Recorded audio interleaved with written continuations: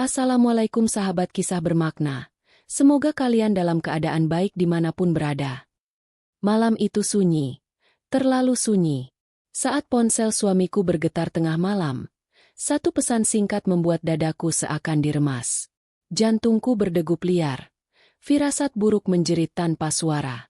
Aku memilih mengikuti langkahnya, tanpa tahu bahwa keputusan itu akan menyeretku pada kebenaran paling kejam.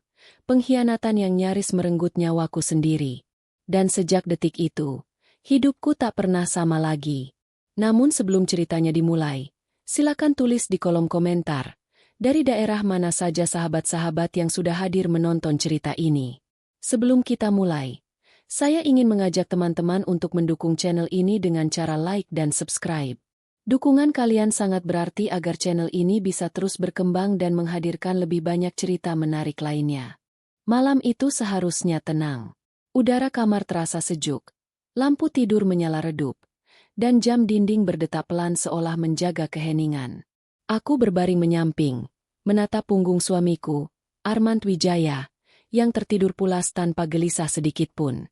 Aku hampir terlelap, ketika tiba-tiba, ponsel di meja samping ranjang bergetar. Satu kali. Pendek. Ejem. Getaran itu terdengar terlalu keras di dalam kepalaku. Aku membuka mata, menahan napas. Arman tidak bergerak. Napasnya tetap teratur. Dadanya naik turun dengan damai, seolah dunia tak sedang menyimpan rahasia apapun darinya. Cahaya layar ponsel menyala, memantul di dinding kamar yang gelap. Entah mengapa, dadaku langsung terasa sesak. Biasanya aku tidak pernah menyentuh ponsel suamiku. Aku percaya. Aku selalu percaya. Armand adalah pria yang semua orang kagumi. Lembut, tertib, religius, dan terlihat sangat mencintaiku. 5 tahun pernikahan kami berjalan tanpa skandal, tanpa pertengkaran besar. Namun malam itu, ada sesuatu yang mendorongku. Tanganku bergerak perlahan, sangat hati-hati, seolah takut bukan hanya membangunkannya, tapi juga takut membuka pintu menuju sesuatu yang tidak bisa kututup kembali. Aku menatap layar ponsel itu. Pesan singkat. Nomor tidak dikenal. Tanpa nama. Tulisan hitam di atas layar putih itu membuat jantungku berhenti berdetak. Jumat jam 12 malam. Jangan sampai telat, atau semua akan tamat. Tubuhku langsung kaku. Ujung jariku dingin. Tenggorokanku tercekat, seolah udara di kamar mendadak menghilang. Aku membaca pesan itu berulang kali. Berkali-kali. Mencoba meyakinkan diri bahwa aku salah lihat. Semua akan tamat. Tamat apa? Siapa? Mengapa? Aku belum sempat meletakkan kembali ponsel itu, ketika tangan Arman tiba-tiba bergerak cepat. Ia menangkap pergelangan tanganku dengan kasar. Aku tersentak. Ponsel hampir terjatuh dari genggamanku. Arman terbangun dengan mata membelalak. Wajahnya pucat, napasnya memburu, tidak seperti orang yang baru terbangun dari tidur nyenyak. Tatapannya langsung tertuju pada layar ponsel di tanganku. Ia merebut ponsel itu dariku. Gerakannya keras, panik, dan penuh ketakutan. Aku menatapnya tanpa suara. Dadaku naik turun, berusaha mengejar napas yang tercekat. Selama menikah, Arman tidak pernah menyentuhku dengan kasar, bahkan saat marah sekalipun. Malam ini berbeda. Aku bertanya dengan suara gemetar, menahan air mata yang tiba-tiba menyesak. Aku bertanya siapa yang mengirim pesan itu. Aku bertanya apa maksud semua akan tamat. Arman terdiam beberapa detik. Ia mengusap wajahnya. Keringat dingin tampak di pelipisnya. Lalu ia tersenyum. Senyum yang tidak pernah kulihat sebelumnya. Aku dipaksakan. Ia berkata itu hanya pesan salah kirim. Katanya banyak penipuan sekarang. Katanya aku terlalu banyak berpikir. Namun tubuhnya tidak bisa berbohong. Tangannya gemetar saat mematikan layar ponsel. Ia menyelipkannya ke bawah bantal, seolah benda itu berbahaya. Lalu memelukku, membisikkan kata-kata manis yang biasanya membuatku tenang. Malam itu, pelukannya terasa asing. Aku berbaring memunggunginya, menatap dinding dalam gelap. Mataku terbuka lebar. Pikiranku berlari kemana-mana. Pesan itu. Reaksi Arman. Ketakutan di matanya. Di dalam diriku, sesuatu runtuh perlahan. Dan tanpa Arman ketahui, di detik itu juga aku membuat satu keputusan yang akan menyeretku ke dalam kebenaran paling kelam dalam hidupku. Aku tidak akan diam. Aku akan mencari tahu apa yang sebenarnya sedang disembunyikan suamiku. Pagi datang tanpa permisi. Cahaya matahari menembus tirai, namun tidak membawa hangat. Yang tersisa hanya rasa hampa yang menempel di dadaku sejak malam tadi. Aku bangun lebih dulu. Armand masih terlelap. Wajahnya terlihat tenang, seolah tidak pernah terjadi apa-apa. Seolah tidak ada pesan gelap yang mengguncang hidupku beberapa jam lalu. Aku menatapnya lama. Laki-laki yang kupilih sebagai imam. Laki-laki yang kupercaya menjaga hidupku. Dan untuk pertama kalinya, aku merasa sedang tidur di samping orang asing. Di dapur, aku menyiapkan sarapan seperti biasa. Nasi hangat, telur, dan secangkir kopi hitam kesukaannya. Tanganku bergerak otomatis. Namun pikiranku terus kembali pada satu kalimat. Semua akan tamat. Arman keluar dari kamar dengan wajah segar. Ia tersenyum padaku. Senyum yang sama seperti kemarin. Senyum yang dulu selalu membuatku merasa aman. Namun kini, senyum itu terasa seperti topeng. Ia menyapaku lembut, menanyakan apakah aku tidur nyenyak. Aku mengangguk. Aku tersenyum. Aku berbohong dengan rapi. Kami duduk berhadapan di meja makan. Suara sendok beradu dengan piring terdengar nyaring di telingaku. Aku memperhatikan setiap geraknya. Cara ia mengaduk kopi. Cara ia menghindari tatapanku. Cara jarinya terus memainkan ponsel.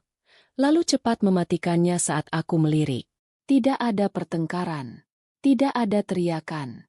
Justru itu yang membuatku semakin gelisah. Tak lama kemudian, Livia turun dari kamarnya. Adik angkatku itu selalu ceria. Rambutnya terurai rapi. Wajahnya polos. Senyumnya manis. Sejak orang tuanya meninggal, aku yang merawatnya, membiayai kuliahnya, memberinya rumah dan rasa aman. Ia menyapaku hangat, memanggilku kakak dengan suara lembut. Duduk di samping Arman tanpa rasa canggung. Aku mengamati mereka diam-diam. Arman terlihat santai saat berbicara dengan Livia. Bahkan tertawa kecil. Namun saat aku menatapnya, ia segera menunduk, pura-pura fokus pada makanannya. Ada jarak yang tak terlihat. Ada sesuatu yang ganjil. Setelah sarapan, Arman berpamitan berangkat kerja. Ia mencium keningku lebih lama dari biasanya. Tangannya sedikit bergetar. Saat pintu tertutup dan suara mobilnya menghilang, rumah mendadak terasa sangat sepi. Aku berdiri di ruang tamu, menatap dinding kosong. Napasku terasa berat. Aku tahu, jika aku terus diam, kebenaran itu akan semakin mengikatku. Aku harus bergerak. Aku teringat sesuatu. Tabungan haji kami. Selama ini, Armand yang mengurus semua keuangan. Aku percaya penuh. Tapi hari itu, rasa percaya itu runtuh menjadi serpihan kecil. Aku mengambil tas, mengenakan gamis sederhana, lalu keluar rumah dengan jantung berdebar. Di bank, antrean terasa panjang. Tanganku terus meremas tali tas. Perasaan tidak enak semakin menekan dadaku. Saat namaku dipanggil, aku melangkah dengan kaki yang terasa lemah. Aku meminta cetakan rekening 3 bulan terakhir. Petugas bank tersenyum ramah di awal. Namun beberapa detik kemudian, ekspresinya berubah. Alisnya berkerut. Tangannya berhenti bergerak di atas keyboard. Ia menatapku dengan ragu. Lalu layar monitor diputar ke arahku. Dunia seolah berhenti. Saldo rekening kami hampir nol. Aku membeku. Mataku terpaku pada deretan angka penarikan tunai dalam jumlah besar. Satu demi satu. Dilakukan berturut-turut. 2 minggu terakhir. Penarikan terakhir. 2 hari lalu. Tabungan yang kami kumpulkan bertahun-tahun. Uang masa depan. Uang mimpi kami. Habis. Kakiku terasa goyah. Aku berpegangan pada meja teller agar tidak jatuh. Suara di sekitarku terdengar jauh. Seperti teredam air. Aku keluar dari bank dengan langkah kosong. Panas matahari menusuk kulit. Tapi tubuhku menggigil. Aku duduk di dalam mobil, menatap lurus ke depan tanpa berkedip. Pesan misterius. Sikap Arman. Uang yang hilang. Semua terhubung. Aku sadar satu hal yang membuat napasku tercekat. Suamiku tidak hanya berbohong. Ia sedang menyembunyikan sesuatu yang jauh lebih besar. Dan sejak saat itu, aku tahu. Malam Jumat yang tertulis di pesan itu bukan sekadar ancaman kosong. Itu adalah hitungan mundur. Dan aku berada tepat di tengahnya. Aku pulang ke rumah dengan kepala penuh suara. Rumah yang biasanya menjadi tempat paling aman, kini terasa menekan. Setiap sudutnya seolah menyimpan rahasia yang siap menerkam kapan saja. Aku harus tenang. Aku harus berpura-pura. Sore itu, aku menyambut Arman dengan senyum yang kupaksakan. Ia pulang lebih awal dari biasanya. Wajahnya terlihat lelah. Namun matanya terus mengamatiku, seolah memastikan aku tidak tahu apapun. Di tangannya, ia membawa kantong belanja dari butik mahal. Ia menyerahkannya padaku, lalu mencium keningku. Katanya itu hadiah kecil. Katanya ia ingin meminta maaf atas sikap kasarnya semalam. Katanya ia hanya stres karena pekerjaan. Aku membuka bungkusan itu. Sebuah gamis sutra, indah, mahal, dan terlalu mewah.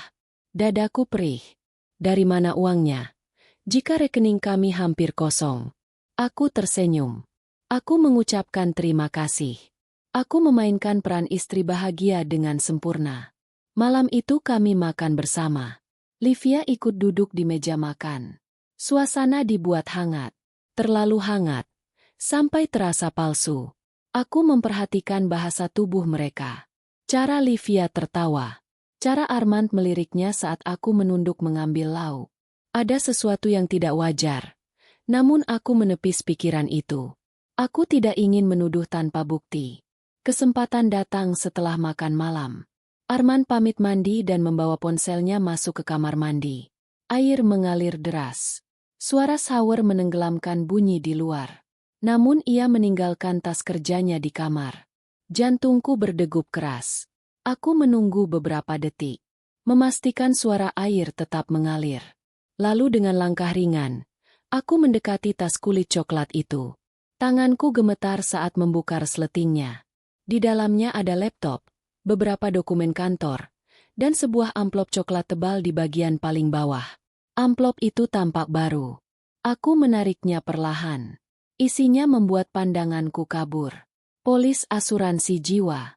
Aku menelan ludah. Kami memang punya asuransi, tapi dokumen ini terlihat berbeda. Tanggal pengesahannya baru 1 minggu lalu. Aku membaca dengan napas tertahan. Nama tertanggung. Namaku. Penerima manfaat. Arman. Nilai pertanggungan. Miliaran rupiah. Duniaku berputar. Aku tidak pernah menandatangani pembaruan polis ini. Namun di kolom tanda tangan, tertera goresan tinta yang sangat mirip dengan tanda tanganku.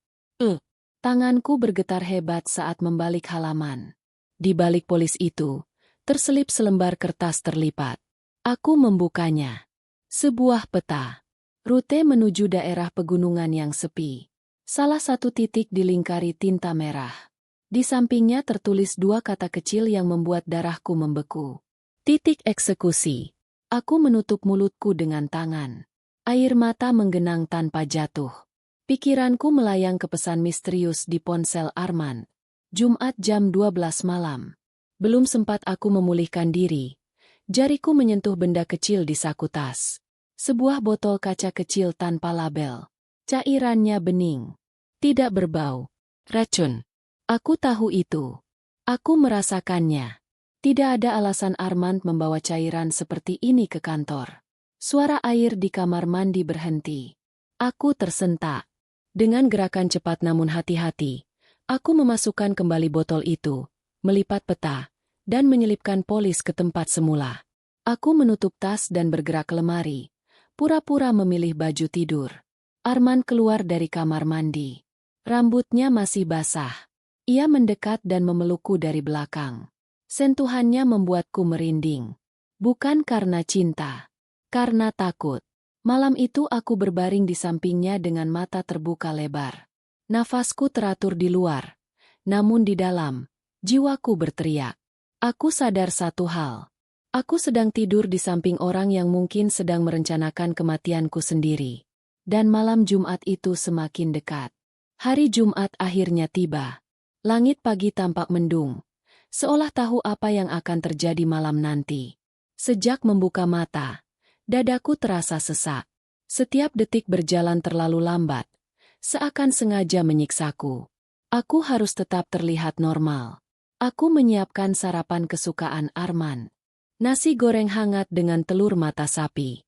Tanganku gemetar. Namun aku memaksa senyum saat ia duduk di hadapanku.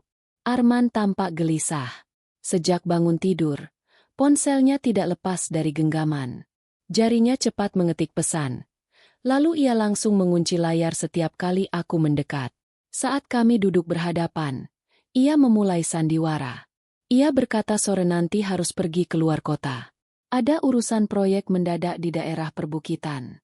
Katanya mungkin pulang larut malam, bahkan menginap. Kata-katanya terdengar tenang. Namun aku tahu, itu kebohongan. Aku mengangguk. Aku berpura-pura mengerti. Bahkan menawarkan untuk menyiapkan pakaian ganti. Arman terlihat lega. Senyumnya kembali muncul. Sore hari, tepat pukul 5, Arman berpamitan. Ia mencium keningku lama, seolah itu perpisahan terakhir. Saat mobilnya keluar dari gerbang, kakiku terasa lemas. Namun aku tidak menangis. Aku bergerak. Aku berlari ke kamar. Mengganti pakaian dengan busana gelap yang tidak mencolok. Mengenakan sepatu datar. Mengambil kunci mobil sewaan yang sudah kupersiapkan sejak kemarin. Mobil itu kuparkirkan 2 blok dari rumah agar tidak menimbulkan kecurigaan. Dengan jantung berdebar, aku menyusul Arman dari kejauhan. Menjaga jarak. 2 mobil di belakang. Setiap lampu merah terasa seperti ancaman. Langit mulai menurunkan hujan saat kami meninggalkan kota. Jalanan basah. Lampu-lampu gedung perlahan tertinggal. Dan seperti yang kuduga, Arman tidak menuju jalan tol. Ia berbelok ke arah jalan alternatif yang menuju kawasan pegunungan. Dadaku semakin sesak. Rute ini sama persis dengan peta di tas kerjanya. Hujan semakin deras. Jalanan sepi. Lampu penerangan jarang. Pepohonan tinggi mengurung jalan seperti lorong gelap. Setelah hampir 2 jam berkendara, mobil Arman melambat dan berbelok ke jalan tanah berbatu yang sempit. Aku menghentikan mobilku agak jauh. Mematikan mesin. Menahan napas. Aku tidak bisa melanjutkan dengan mobil. Terlalu berisiko. Aku keluar dari mobil. Hujan langsung mengguyur tubuhku. Angin dingin menembus pakaian. Namun aku terus melangkah. Memasuki jalan tanah itu dengan hati-hati. Langkah kakiku pelan. Tanah licin. Napasku memburu. Di kejauhan, aku melihat cahaya. Sebuah rumah tua bergaya kolonial berdiri di tengah hutan. Dindingnya kusam. Halamannya dipenuhi ilalang. Mobil Arman terparkir di depan beranda. Aku bersembunyi di balik pohon besar. Jantungku berdegup begitu keras hingga terasa di telinga. Aku melirik jam tanganku. 11:50. 10 menit lagi menuju tengah malam. 10 menit menuju tenggat pesan itu. Aku menatap rumah itu dengan tubuh gemetar. Aku tidak tahu apa yang akan kutemukan di dalam sana. Namun satu hal pasti. Aku sudah terlalu jauh untuk mundur. Hujan turun semakin deras. Aku merapatkan tubuh ke balik batang pohon besar. Menahan dingin yang menggigit hingga ke tulang. Dari tempatku bersembunyi, rumah tua itu tampak semakin menyeramkan. Lampu kuning redup menyala di satu ruangan di lantai bawah. Hanya satu ruangan. Selebihnya gelap. Mati. Tinggi. Aku mengendap perlahan. Menjejak tanah berlumpur dengan hati-hati. Setiap langkah terasa berat. Bukan hanya karena licin, tapi karena firasat buruk yang terus menekan dadaku. Aku berjongkok di bawah jendela ruangan yang menyala. Gorden tipis menutup sebagian, menyisakan celah kecil. Nafasku tertahan saat aku berjinjit dan mengintip ke dalam. Dan detik itu juga, dunia runtuh. Arman duduk santai di sofa tua yang sobek. Kakinya disilangkan. Di tangannya, secangkir kopi mengepul hangat. Wajahnya tidak tegang. Tidak panik. Tidak terancam. Ia tertawa. Tertawa lepas. Bukan tawa orang yang diperas atau diancam. Itu tawa orang yang sedang menikmati kemenangan. Aku menggigit bibir hingga terasa perih. Namun kejutan itu belum selesai. Di hadapannya, berdiri seorang perempuan. Rambut panjang terurai. Tubuhnya bergerak mendekat dengan lenggak santai. Lalu tanpa ragu duduk di pangkuan Arman. Aku menutup mulutku dengan tangan agar tidak menjerit. Arman memeluknya. Mencium pipinya. Senyumnya penuh nafsu. Aku memicingkan mata. Dadaku sesak. Air mata mulai mengabur di pelupuk. Perempuan itu menoleh sedikit. Dan aku mengenalnya. Livia. Adik angkatku sendiri. Tubuhku melemas. Lututku hampir ambruk ke tanah berlumpur. Perempuan yang kubesarkan. Yang kusekolahkan. Yang kupeluk saat ia menangis. Yang kupanggil adik dengan tulus. Kini duduk di pangkuan suamiku. Di atas meja di depan mereka, kulihat tumpukan uang tunai, beberapa dokumen, dan sebuah papan kecil. Di papan itu, terpampang fotoku. Wajahku dicoret silang merah. Aku merasa mual. Aku mendekatkan telingaku ke celah jendela. Suara hujan menyamarkan langkahku. Namun percakapan mereka terdengar jelas. Nada suara Livia berubah. Tidak ada lagi kelembutan. Suaranya dingin. Tegas, mengendalikan. Ia menanyakan kesiapan rencana. Arman mengangguk. Tangannya gemetar saat menyalakan rokok. Kebiasaan yang selama ini ia sangkal. Arman bercerita tentang kabel rem mobilku yang sudah ia potong setengah. Tentang perhitungan waktu. Tentang kecelakaan yang akan terlihat alami di jalan turunan pasar. Tubuhku gemetar hebat. Livia tertawa kecil. Katanya, jika aku selamat, racun akan menjadi cadangan. Racun yang bisa melumpuhkan tanpa jejak. Aku menutup mata. Air mata jatuh bercampur hujan. Pesan misterius itu terngiang kembali di kepalaku. Jumat jam 12 malam. Jangan sampai telat. Atau semua akan tamat. Pesan itu bukan ancaman untuk Arman. Pesan itu adalah peringatan untuk membunuhku. Aku bergeser sedikit untuk mundur. Kakiku menginjak sesuatu. Krek. Suara ranting patah terdengar keras di tengah malam. Tawa di dalam ruangan terhenti. Aku membeku. Wajah Arman berubah pucat. Livia berdiri dengan cepat. Tatapan matanya tajam. Menusuk ke arah jendela. Ada orang di luar. Aku tidak menunggu lagi. Aku berbalik dan berlari. Aku berlari tanpa menoleh ke belakang. Hujan menghantam wajahku. Napasku terengah. Kakiku terpeleset berkali-kali di tanah berlumpur. Setiap detik terasa seperti pertaruhan hidup dan mati. Di belakangku, terdengar teriakan. Suara Arman. Ma. Panik. Menggelegar. Sorot cahaya senter menyapu pepohonan. Memecah kegelapan. Cahaya itu bergerak liar. Mencariku. Aku menunduk dan berlari zigzag. Menerobos semak berduri yang merobek gamis dan menggores kulitku. Aku tidak merasakan sakit. Yang ada hanya satu pikiran. Aku tidak boleh mati malam ini. Langkah kaki berat mengejarku. Semakin dekat. Aku mendengar napas Arman yang memburu. Aku mendengar suara Livia yang berteriak penuh amarah. Memerintahnya untuk menangkapku. Aku tersandung dan terjatuh. Tubuhku terguling di lereng licin. Lumpur menutupi wajah dan tanganku. Hijabku tersangkut ranting dan hampir terlepas. Aku bangkit dengan sisa tenaga. Kakiku gemetar hebat. Dadaku terasa seperti terbakar. Di depanku, gelap terbentang. Pepohonan rapat. Jalanan menurun tajam. Aku berlari tanpa arah. Hanya menjauh dari mereka.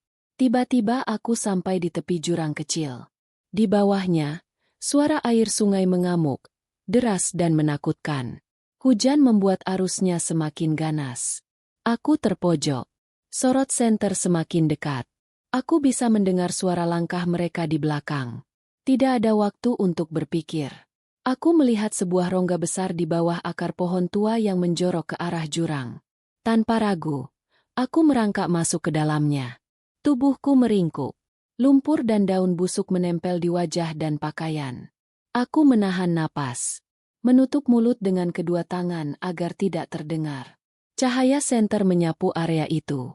Begitu dekat. Aku bisa mendengar suara Arman tepat di atas kepalaku. Suaranya bergetar. Ia mengumpat, mengeluh bahwa gelap dan hujan menyulitkan. Livia memerintah dengan suara dingin. Ia menyuruh Armand memeriksa arah sungai. Katanya aku pasti terpeleset dan jatuh. Aku menutup mata. Jantungku berdetak begitu keras hingga aku takut mereka bisa mendengarnya. Lalu sesuatu jatuh ke tanah.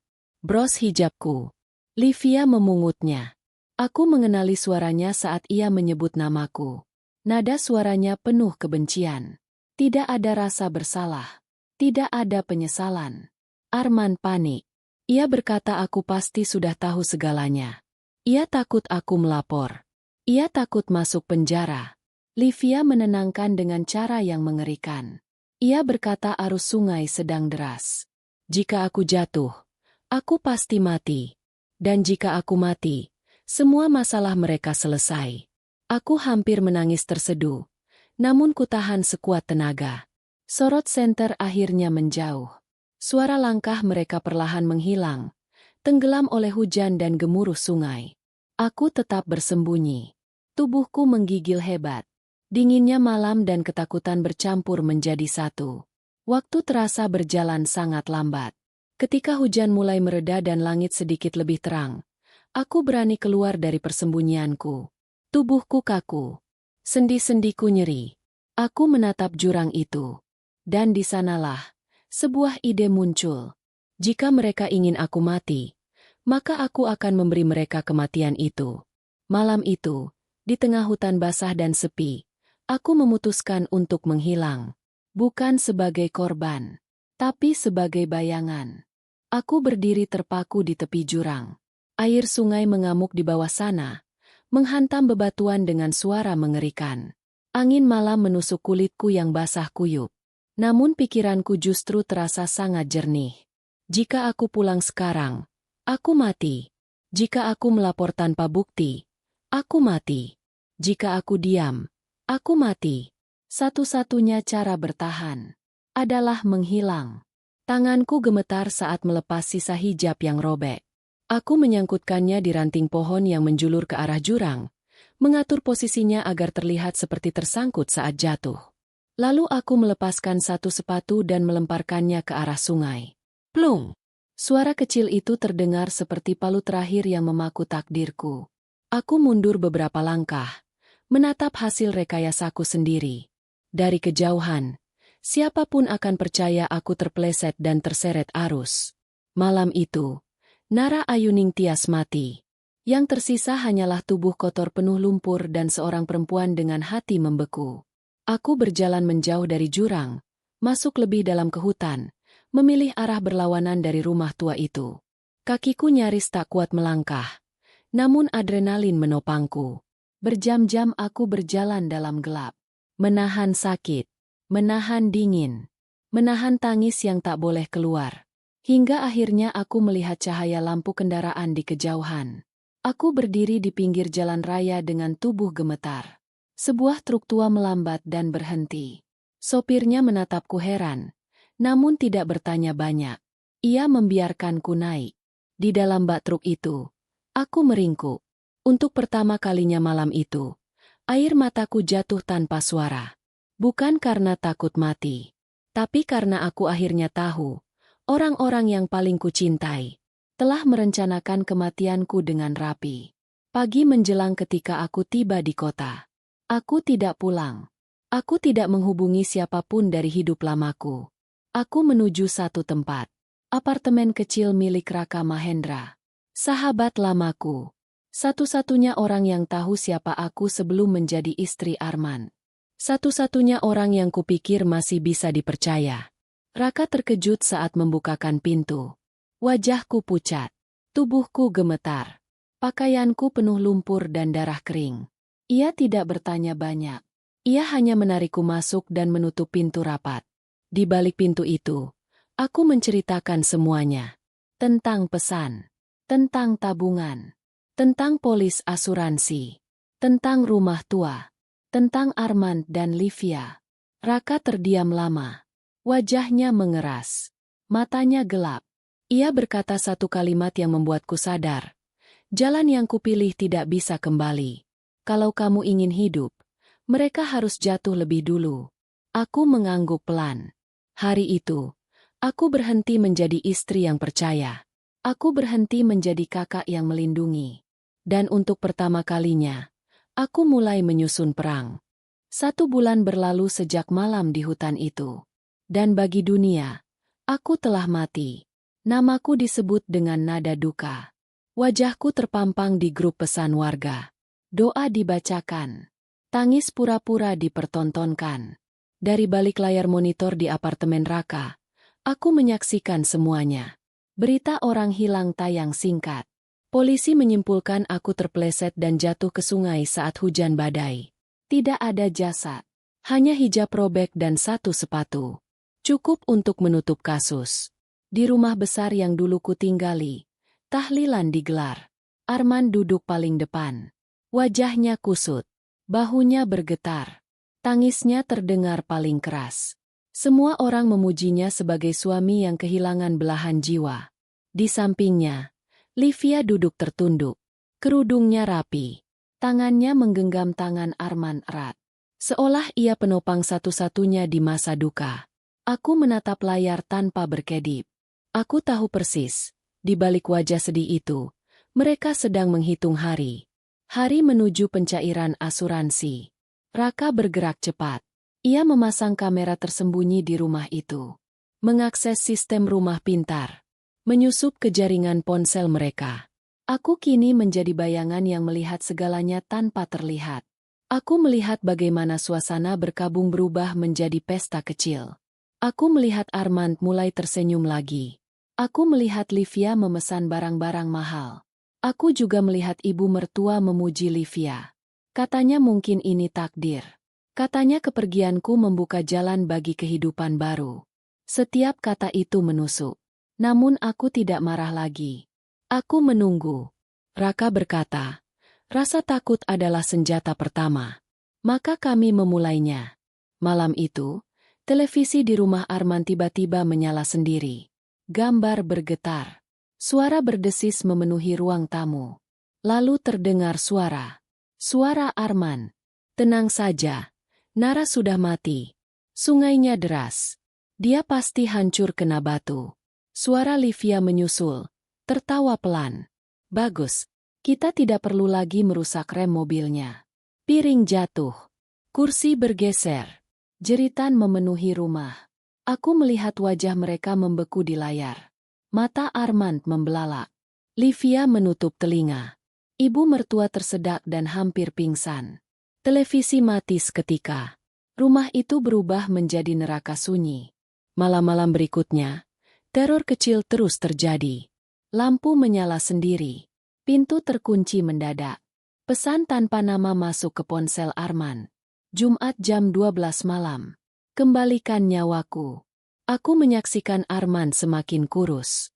Tidurnya gelisah. Livia mulai mudah marah. Mereka saling mencurigai. Namun rasa takut saja belum cukup. Aku ingin mereka saling menghancurkan. Dan aku tahu persis di mana harus menusuknya. Uang. Rasa takut mulai menggerogoti rumah itu. Namun keserakahan tetap hidup. Dari layar monitor, aku melihat Arman duduk termenung di ruang kerjanya. Wajahnya kusam. Matanya cekung. Tangannya gemetar saat membuka aplikasi perbankan di ponselnya. Uang asuransi tahap awal sudah cair. Jumlahnya besar. Terlalu besar untuk orang yang hidupnya dibangun di atas kebohongan. Raka menatapku singkat. Ia tahu, ini saatnya. Dengan tenang, ia mulai bekerja. Jarinya menari di atas keyboard. Akses terbuka. Rekening terkendali. Tidak ada alarm. Tidak ada jejak mencolok. Uang berpindah perlahan. Sedikit demi sedikit. Namun cukup untuk disadari. Pagi itu, Armand mengumpat keras. Aku melihatnya berdiri dari kursi dengan wajah merah padam. Ia memeriksa mutasi rekening berulang kali. Napasnya memburu. Tangannya mengepal. Di layar ponselnya tertulis jelas. Transfer ke rekening Livia. 1 transaksi. Lalu yang lain. Jumlahnya ratusan juta. Armand berteriak memanggil nama Livia. Suaranya menggema di seluruh rumah. Livia muncul dari kamar dengan wajah bingung. Rambutnya masih setengah kering. Ia bertanya apa yang terjadi. Tanpa bicara panjang, Armand menampar pipinya. Aku menahan napas. Livia terhuyung. Tangannya menutup wajah. Matanya berkaca-kaca. Bukan karena sakit, tapi karena terkejut. Armand menyodorkan ponsel ke wajahnya. Ia menuduh Livia mencuri uang. Ia menuduh Livia bersiap kabur. Ia menuduh Livia mengkhianatinya. Livia berteriak membantah. Ia bersumpah tidak menerima uang sepeser pun. Ia bahkan menawarkan untuk mengecek rekeningnya. Namun Armand sudah buta. Kata-kata kotor keluar dari mulutnya. Tangannya mencengkeram bahu Livia kasar. Ia mengguncangnya, menuntut uangnya kembali. Pertengkaran itu pecah seperti api disiram bensin. Dan saat suara mereka memuncak, bel rumah berbunyi. Seorang kurir datang membawa amplop coklat besar. Livia membukanya dengan tangan gemetar. Isinya bukan barang mewah. Isinya foto. Foto Armand sedang merangkul perempuan lain di tempat remang-remang. Wajahnya jelas. Tanggalnya tertera. Uang tunai berpindah tangan. Livia menjerit. Ia melempar foto-foto itu ke wajah Armand. Armand terdiam. Ia mencoba membantah. Ia berkata itu rekayasa. Ia berkata itu jebakan. Namun cemburu dan amarah sudah mengambil alih. Livia mencakar wajah Armand. Mereka saling mendorong. Vas bunga pecah. Rumah itu kembali menjadi medan perang. Dari balik layar, aku menatap tanpa ekspresi. Mereka yang dulu bersatu merencanakan kematianku. Kini saling mencabik. Namun ini belum akhir. Aku ingin mereka kembali ke tempat di mana semuanya dimulai. Ke rumah tua itu. Undangan menuju tempat dosa itu berawal. Rumah itu tidak lagi sunyi. Ia dipenuhi teriakan, tuduhan, dan kebencian yang mengental di udara. Namun aku belum selesai. Aku ingin mereka kembali ke tempat di mana namaku pertama kali dicoret sebagai target. Ke rumah tua di pegunungan. Ke lokasi yang mereka sebut titik eksekusi. Raka menyiapkan 2 pesan. Nada yang sama. Isi yang berbeda. Untuk Armand, pesan itu berbunyi tegas. Ada saksi malam di hutan. Ada rekaman asli. Jika ia ingin selamat, ia harus datang sendiri ke rumah tua itu tepat tengah malam dengan membawa uang tunai. Untuk Livia, pesannya lebih kejam. Armand berniat menyerahkannya pada polisi. Semua bukti disiapkan atas namanya. Jika ia ingin menyelamatkan diri, ia harus datang ke rumah tua itu juga. 2 pesan. 1 waktu. 1 tempat. Aku tidak menyatukan mereka. Aku mengadu mereka. Malam itu, hujan kembali turun. Tidak sederas sebulan lalu, namun cukup membuat jalanan licin dan langit gelap. Armand menyetir dengan wajah tegang. Tangannya mencengkeram kemudi. Uang tunai ada di tas di sampingnya. Napasnya pendek. Matanya terus melirik spion. Livia duduk di kursi penumpang. Tasnya dipeluk erat. Di dalamnya, sebuah pisau lipat tersembunyi. Matanya tajam. Penuh kecurigaan. Tidak ada percakapan. Yang tersisa hanya dengung mesin dan kebencian yang saling menunggu meledak. Mobil mereka berhenti di depan rumah tua itu tepat sebelum tengah malam. Bangunan itu tampak lebih gelap dari sebelumnya. Tidak ada lampu. Tidak ada suara. Mereka turun. Pintu kayu tua berderit saat didorong. Di dalam, ruangan tengah kosong. Sofa usang. Debu menebal. Bau lembab menusuk hidung. Armand memanggil dengan suara parau. Tidak ada jawaban. Tiba-tiba, pintu utama menutup sendiri dengan dentuman keras.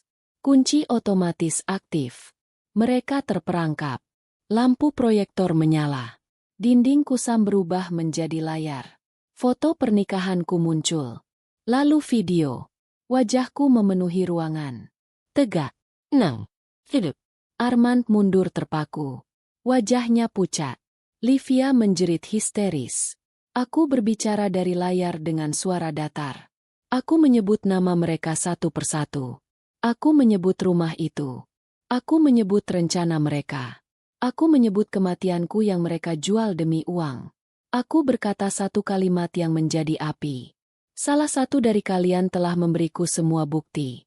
Mereka saling menatap. Kepercayaan yang rapuh itu runtuh seketika.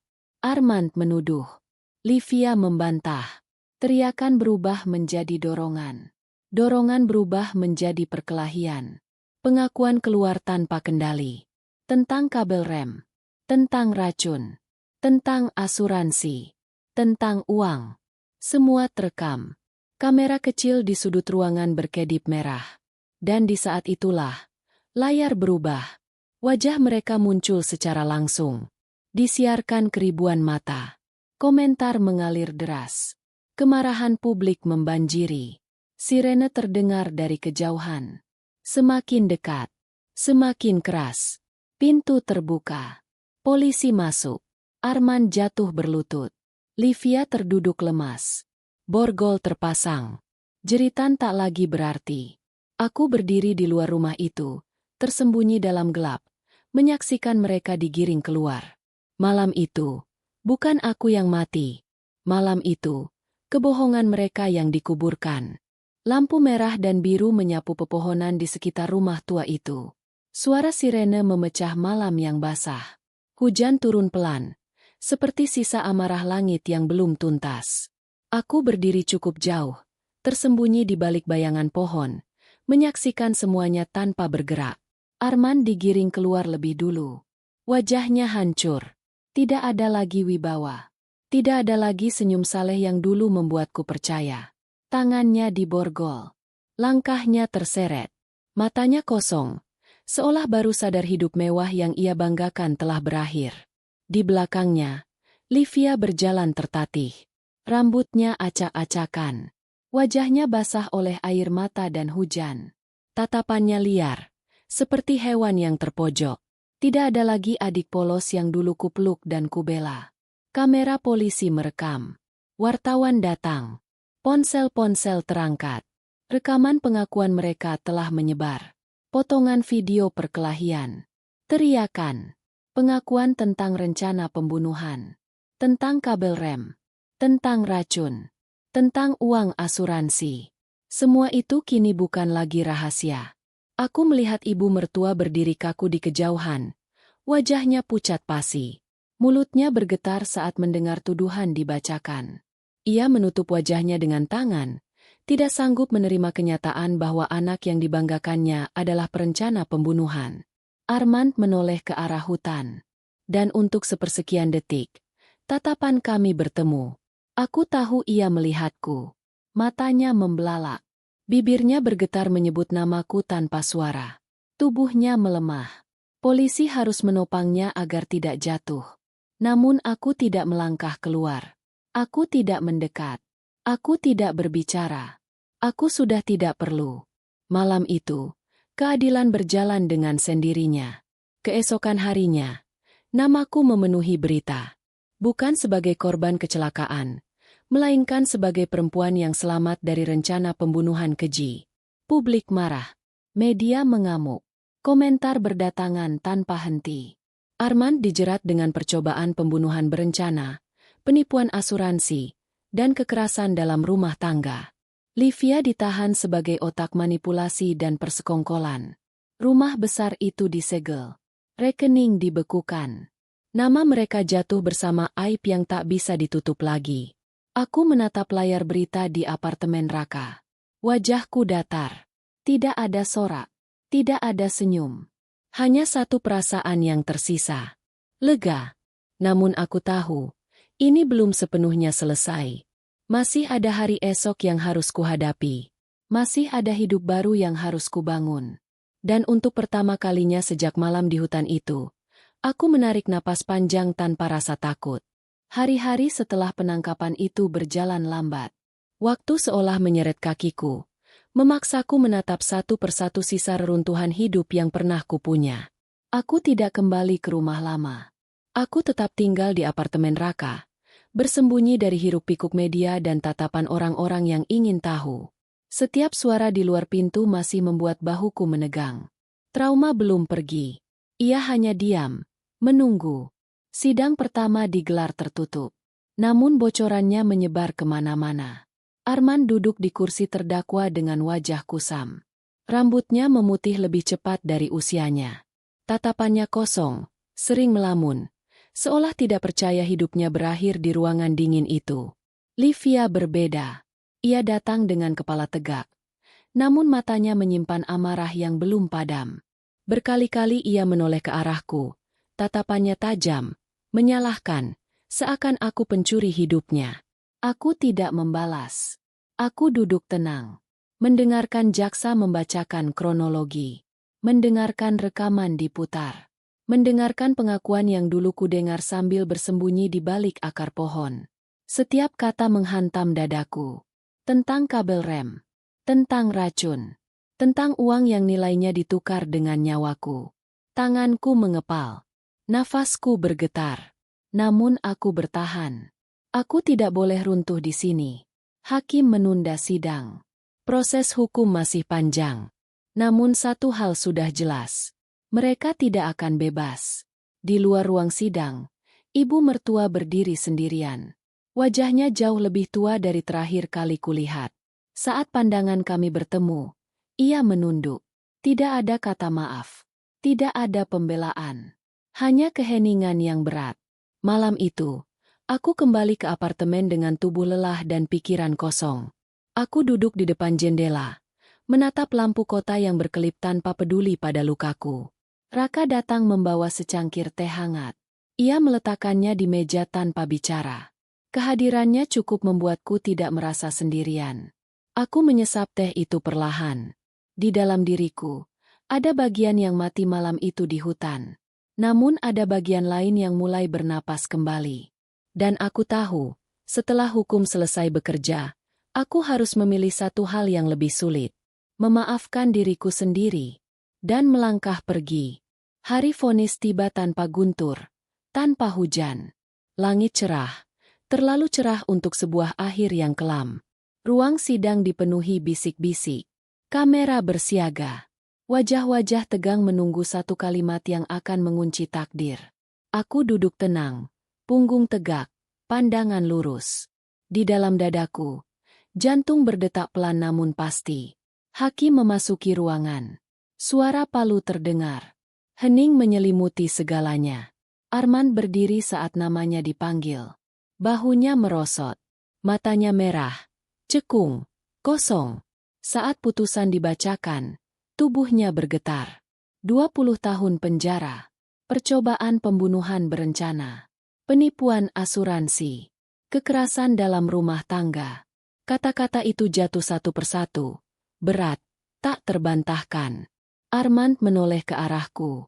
Bibirnya bergerak. Namun tak ada suara. Air mata mengalir di pipinya. Bukan karena penyesalan, melainkan karena ketakutan akan hari-hari panjang di balik jeruji. Livia menyusul. Ia berdiri dengan dagu terangkat, mencoba tampak kuat. Namun saat vonis 15 tahun penjara dibacakan, topeng itu runtuh. Wajahnya pucat. Nafasnya tersengal.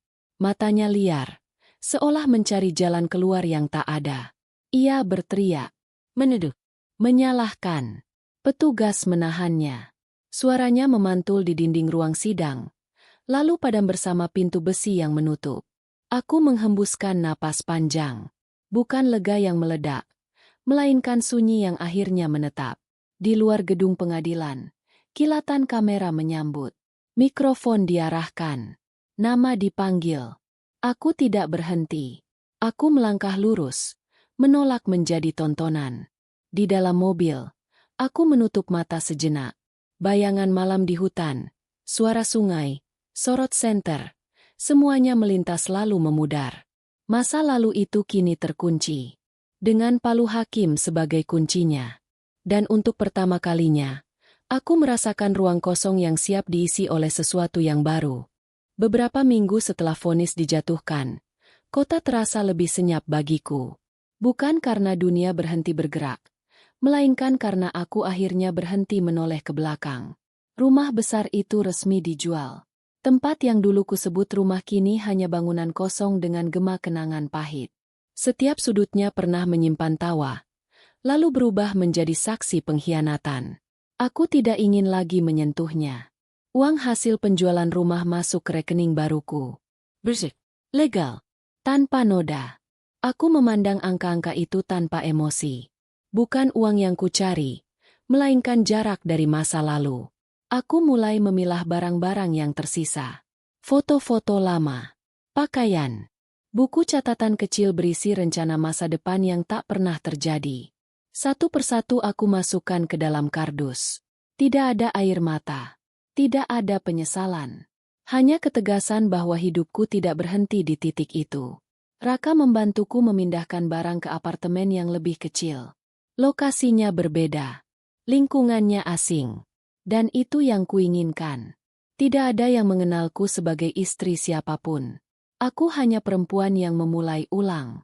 Di malam hari, aku duduk sendiri di ruang tamu yang masih kosong. Dinding putih, lampu sederhana, bau cat baru, kesunyian yang menenangkan. Aku menatap tanganku sendiri. Bekas luka kecil di pergelangan masih terlihat samar. Bukti bahwa aku pernah bertahan dari sesuatu yang seharusnya membunuhku. Aku membuka laptop dan menulis rencana baru. Usaha kecil, kota lain. Nama yang tidak lagi mengikat pada masa lalu. Aku tahu, dunia tidak akan tiba-tiba ramah. Luka tidak sembuh dalam semalam. Namun aku juga tahu satu hal. Aku masih hidup. Dan itu cukup. Malam itu, aku menutup lampu dengan perasaan yang belum sepenuhnya bahagia, tapi tidak lagi takut. Hanya satu bab yang tersisa untuk benar-benar pergi. Pagi itu bandara terasa ramai.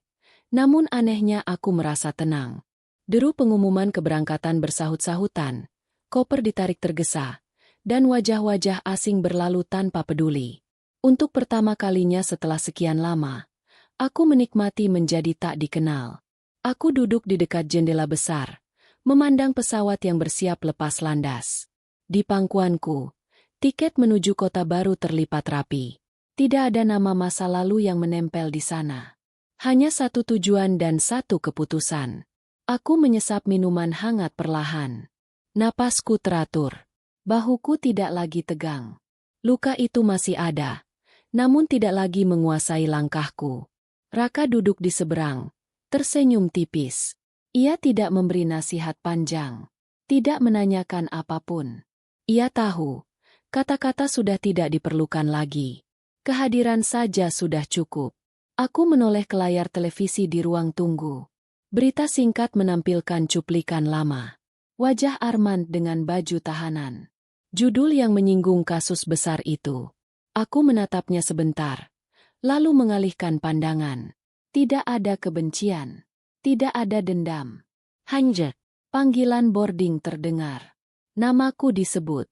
Aku berdiri, merapikan pakaian, dan melangkah dengan langkah yang mantap. Di lorong menuju pesawat, aku berhenti sejenak. Bukan untuk ragu, melainkan untuk mengingat satu hal penting. Aku pernah jatuh. Aku pernah dikhianati. Aku hampir kehilangan nyawa. Namun aku juga pernah memilih untuk bertahan. Dan pilihan itu mengubah segalanya. Aku melangkah masuk ke dalam pesawat. Duduk, mengencangkan sabuk pengaman. Jendela di sampingku memperlihatkan landasan yang perlahan menjauh saat pesawat mulai bergerak. Mesin meraung, badan pesawat bergetar. Lalu, dengan satu tarikan kuat, dunia di bawahku mengecil. Aku menutup mata sebentar, menarik napas panjang, membiarkan masa lalu tertinggal jauh di bawah sana. Saat mataku terbuka kembali, yang ada di depanku hanyalah langit luas dan kemungkinan yang tak lagi menakutkan. Dan disitulah, kisahku benar-benar berakhir.